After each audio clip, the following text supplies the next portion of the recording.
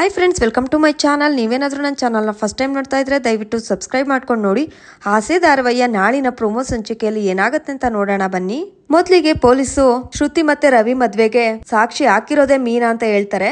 ಅದನ್ನ ಸೂರ್ಯ ನಂಬೋದೇ ಇಲ್ಲ. ಸರ್, ಮೀನಾಗದೆಲ್ಲ ಗೊತ್ತಾಗಲ್ಲ ಸರ್, ಅವಳು ತುಂಬಾ ಇನ್ನೋಸೆಂಟು, ಅವಳು ಆತರ ಎಲ್ಲ ಮಾಡಿರಲ್ಲ ಸರ್ ಅಂತ ಸೂರ್ಯ ಹೇಳ್ತಾ ಇರ್ತಾನೆ. ನೋಡಿಲ್ಲಿ, ಅವಳೇ ಸಾಕ್ಷಿಗೆ ಸೈನ್ ಹಾಕಿರೋದು, ಇಲ್ಲೇ ಇದೆ ಪ್ರೂಫ್, ಇದಕ್ಕಿಂತ ಇನ್ನೇನ್ ಬೇಕು ಅಂತ ಪೊಲೀಸ್ ತೋರಿಸ್ತಾರೆ.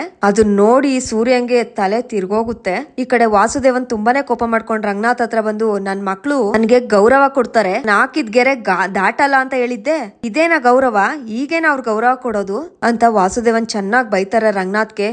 ಏನು ಮಾತಾಡದೆ ಸೈಲೆಂಟ್ ಆಗಿ ನಿಂತಿರ್ತಾರೆ ಅವರು.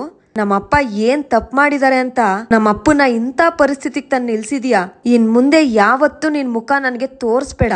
ಇವತ್ತಿಗೆ ನಿನ್ನ ನನ್ನ ಸಂಬಂಧ ಮುಗ್ದೋಯ್ತು. ನಮ್ಮಪ್ಪನ್ನ ನಮ್ಮ ಮನೆಯವ್ರನ್ನ ಹೇಗ್ ಕಾಪಾಡ್ಬೇಕು, ಹೇಗ್ ಉಳಿಸ್ಕೋಬೇಕು ಅಂತ ನನಗ್ ಚೆನ್ನಾಗ್ ಗೊತ್ತಿದೆ.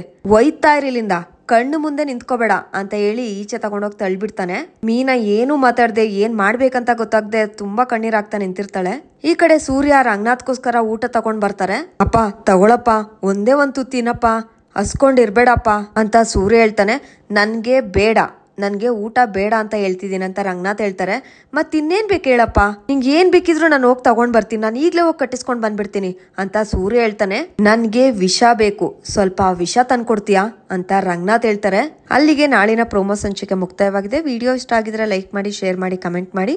ಹಾಗೆ ನೀವೇನಾದ್ರೂ ಫಸ್ಟ್ ಟೈಮ್ ನಮ್ಮ ಚಾನಲ್ನ ನೋಡ್ತಾ ಇದ್ರೆ ದಯವಿಟ್ಟು ಸಬ್ಸ್ಕ್ರೈಬ್ ಮಾಡ್ಕೊಂಡು ನೋಡಿ.